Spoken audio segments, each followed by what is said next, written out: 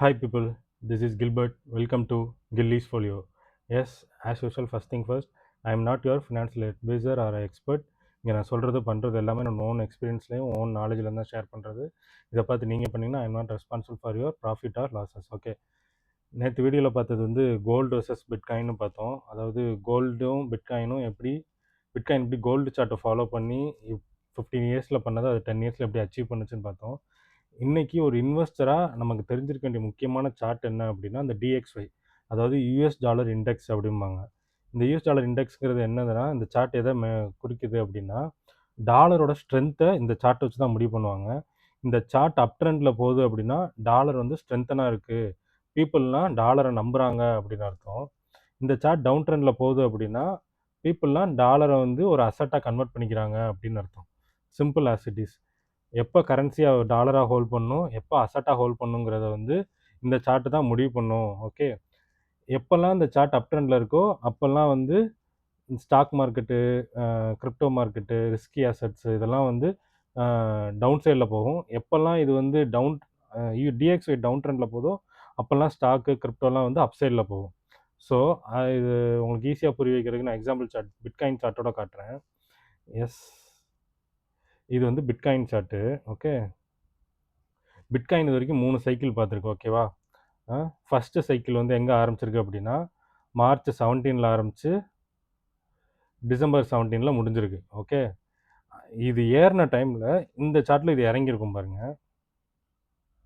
March 17 பார்த்தோமா, March 17 இந்த இருக்குது. எஸ், மார்ச் 17 அங்கே ஆரம்பிக்குதுன்னு பார்த்தோம். இங்கே ஜான்வரி 17 இது இறங்க ஆரம்பிச்சிருச்சு, அது அங்கே ஏற ஆரம்பிச்சிருச்சா.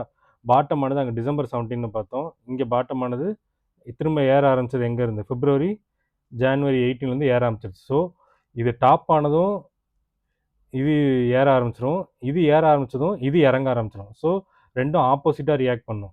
நெக்ஸ்ட் சைக்கிள் ஆரம்பித்தது எங்கன்னா மார்ச் 20. இது எங்கள் நெக்ஸ்ட் சைக்கிள் கீழே எங்கே உள்ள ஆரம்பிச்சிருக்கு அப்படின்னா மார்ச் 20 இது உள்ள ஆரம்பிச்சிருச்சா, இது ஏற ஆரம்பிச்சிருச்சு. ரைட், இது எங்கே போய் டாப் ஆகிருக்கு இந்த சைக்கிள் ஏப்ரல் 21. இது எங்கே போய் டாப் ஆகிருக்கு பாருங்கள், இது எங்கே பாட்டம் ஆயிருக்குன்னு பார்க்கணும். So April 21. ஸோ இது விழும்போது இது ஏறும், இது ஏறும்போது அது விழும். ஸோ இந்த ரெண்டும் இப்படி தான் இருக்கும். இப்போ இந்த சைக்கிளில் இது கடைசி இப்போ ரீசெண்டாக நடந்த சைக்கிள், இது டிசம்பர் 2020 ஜான்வரி 23 இது ஏற ஆரம்பிச்சிருக்கு. இது ஜான் 23 உள்ள ஆரம்பிச்சிருச்சு, 23 இது உள்ள ஆரம்பிச்சிருச்சு. ஸோ இது விழ ஆரம்பிச்சு தான் இது ஏற ஆரம்பிச்சிருக்கு. இப்போ ரைட் நோ என்ன சுச்சுவேஷனில் இருக்குது அப்படின்னா பிட்காயின் டவுன் ட்ரெண்டில் இருக்குது. ஏன்னா இது இங்கே பாட்டம் ஃபார்மேஷன் ஆரம்பிச்சிருச்சு. இப்போது இந்த சார்ட்டு கணக்குப்படி இந்த பாட்டம் ஃபார்மேஷன் 3 இது வந்து ஒரு பேஸ் போட்டுட்ருக்கு. எதுக்குன்னா மேலே போகிறதுக்கு. இது மேலே போகுது அப்படின்னா பிட்காயின் வந்து கீழே விழப்போகுதுங்கிறது என்னோட கணிப்பு.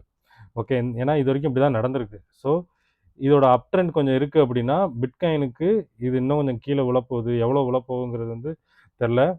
ஸோ நம்ம இந்த மாதிரி டைமில் வந்து இன்வெஸ்ட் பண்ணுறது ரொம்ப காஷியஸாக இன்வெஸ்ட் பண்ணணும்.